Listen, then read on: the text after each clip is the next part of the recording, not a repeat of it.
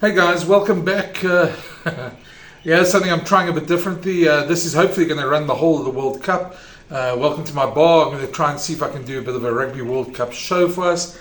Not much, just rounding up the news of the day. I'm going to try and do that around about 3 times a week, just to round up the best stories and some of the best quotes and the best things, so that you know where all the action is. So hopefully it all works out. And hopefully it adds value. So I'd really love your feedback on it, whether it does or whether it doesn't, and if there's something you think I should put in. Just some ground rules. This is not supposed to be a news show, or it's sort of a news roundup, but it's not supposed to encapsulate every single news story there is. There probably will be a couple that are going to be missed, and that's fair enough. I think that we'll try and get the most important ones that are out there, and try and address some of the issues as well. I think the one thing that this will do is, there's so much news going on during the World Cup, and there's so much different news outlets competing. I'm not trying to compete with everybody. I just think those guys who watch this channel, or you guys who watch this channel most of the time, try and give some sort of perspective and some sort of roundup of the news and what's important. And I think there'll be a lot of other videos on this.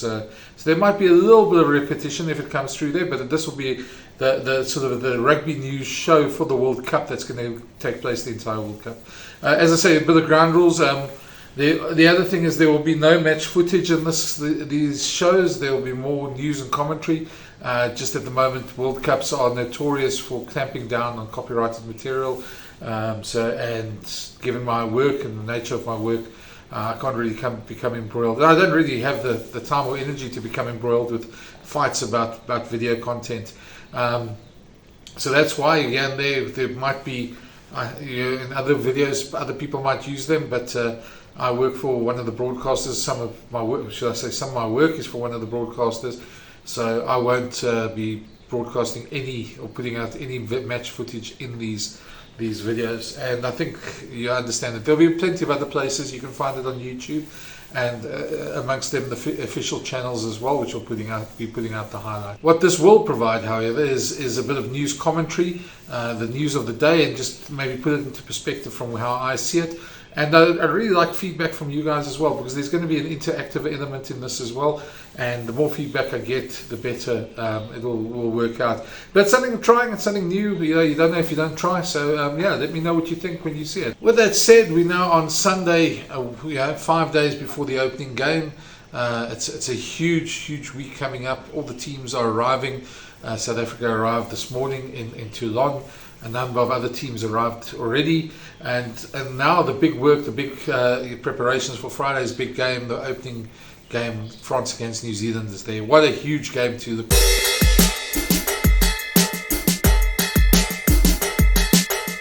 And with that brings us to our first story. Of course, the big news that France lost another player heading into this week's game. Paul Willemse, the South African-born lock that they have in their squad. He'll be out of the game. He's out of the World Cup with injury, and that's injury number 4 to them. They've already lost Romain Ntamak, obviously the fly-off as well, who's out of the entire World Cup. Then the prop Cyril Bale. My pronunciation's right, and then apologies if it's not.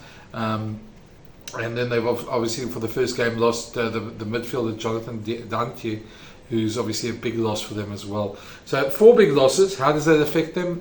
Well, I think they've got enough depth, and Fabien Galtier has got enough depth in the squad. But obviously, every player you lose, becomes a bit tougher to win. And I think France are under immense pressure going into this World Cup. I know everyone's making them favourites. They were favourites in 2007 as well, when South Africa won it, and they imploded then. I'm not quite sure they'll implode quite as spectacularly as they did in that tournament, but there is a lot of pressure on them. And Friday's game against New Zealand is going to be huge. I've been saying for a while I expect a backlash from the All Blacks, so I'm not changing my tune on that. I think that, and they're going to have to be good enough to withstand that. Still, it's tough to see a guy like Paul Willemse out of the World Cup. I mean, he was at the Bulls for a long time in Pretoria. I knew him as a junior. He's really worked his way into the French squad, and a tough player. And he was part of that golden era of locks for the Bulls. At one stage, they still had Victor Matfield, they had Loert de Jager, Erkes Snyman, Jason Jenkins, and Paul Willemse. Imagine that for a lock combo in a provincial side. But yeah, I'm very gutted for him, and I really hope his injury is not too bad. But yeah, big loss for the French there. How that's going to affect them, we'll see. They've got enough depth, but only the game will tell, and I think that's what we're all waiting for. We're highly anticipating that. That's the biggest game of the weekend. Even though South Africa are playing Scotland, that still is the biggest game, the opening game of the World Cup.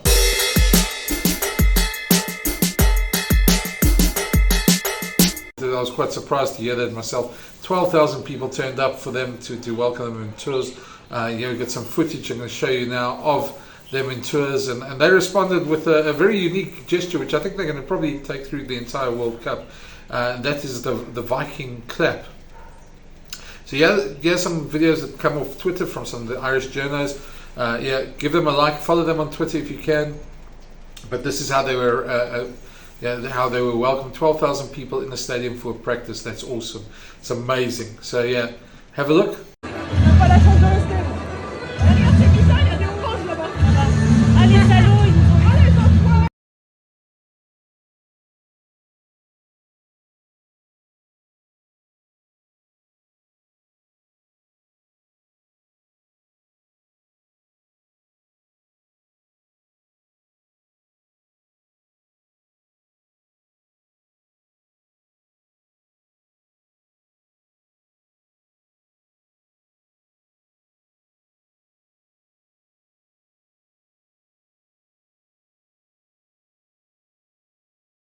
And here's the Viking clap, which they did on the field with the crowd, and they did again, obviously later on in the welcome ceremony that they went through.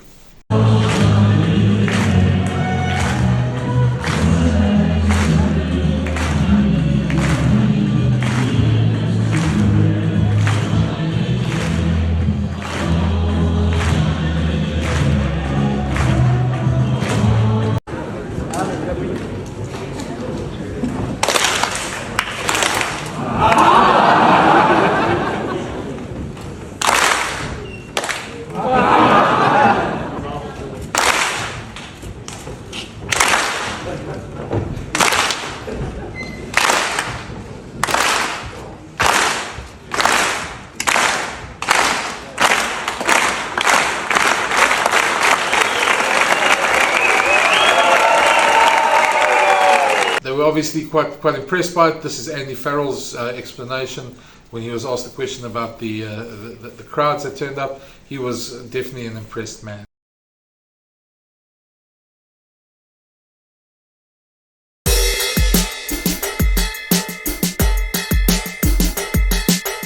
Of course, on the local front, this the next news story. The Springboks arrive in Toulon this morning, start for their preparations. They've had a good week in Corsica, and Rassie had a interesting. Had to fill quite a few questions on Friday afternoon. It was embargoed for today, so the quotes have only come out today, and there was no video, so that's why this is only audio. But this is he was bombarded with questions about the 7-1 split, which of course seems to have surprised the rest of the rugby world, but impressed South Africans.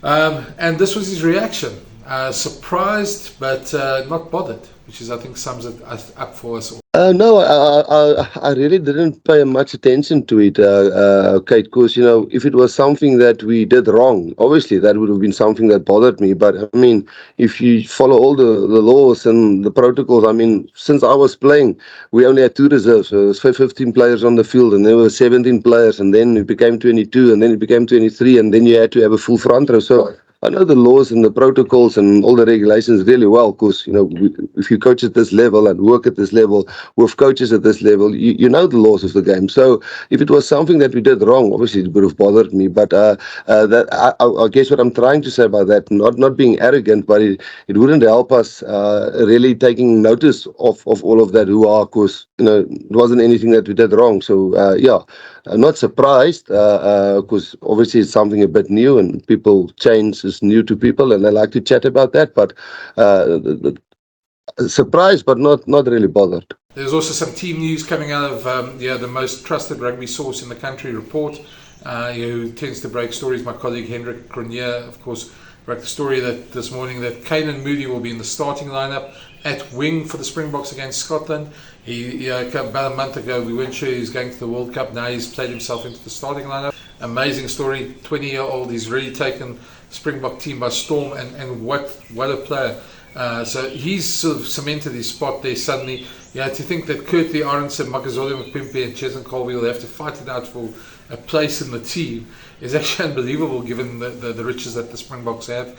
But that's the situation, and Kanan's going to start against Scotland. I don't think it's going to surprise too many people, but it's great to see the Boks rewarding his form. Of course, reports other big story about the team selection, which also gives us an indication, is that they're going to go with the same sort of bench as they did with against New Zealand at Twickenham.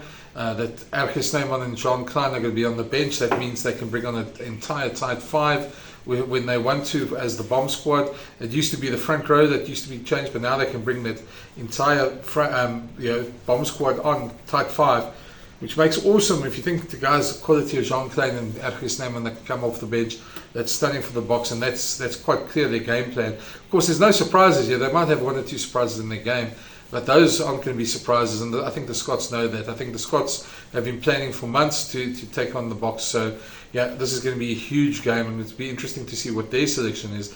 Also looking very forward to that game.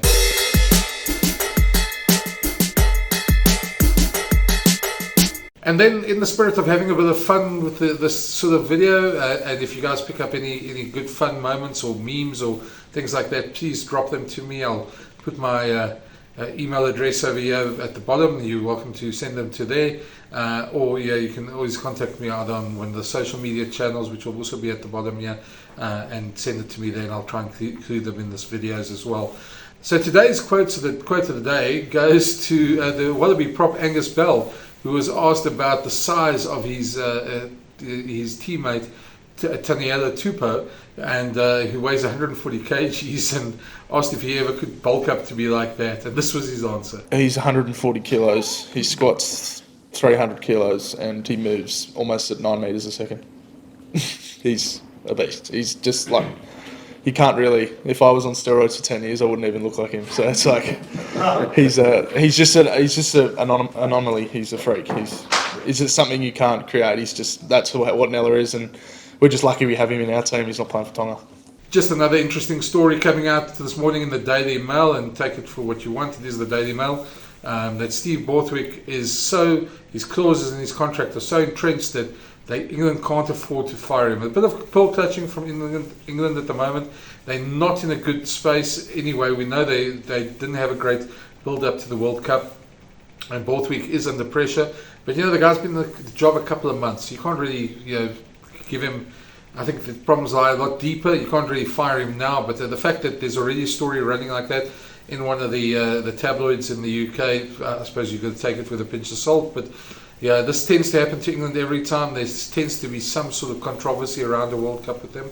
And it's going to be interesting to see how they handle it. They've got an easy pool. They could easily sneak into the semi-finals if they show a little bit of form. So I think it's maybe a bit premature, but just something to note. If the tabloid papers are already starting to talk about firing Steve Borthwick, and if his contract is that cleared, then I suppose he's not going anywhere. So guys, that's the wrap of it today for today's show. There'll be another one in a day or two. If there's something you want me to address, please let me know. There's always other videos I can address, and if anything big comes up, it will be on this channel. The channel will be filled with a whole lot of World Cup videos, hopefully giving you some insight into what's going on there. So please, if you haven't subscribed, please subscribe. And if there's anything you need to know, leave it in the comments. I read all the comments, and it'd be great to hear from you guys. But let me know what you think of the concept, if you think it can work, and if there's anything I should be adding into that. But good to speak to you guys. Cheers.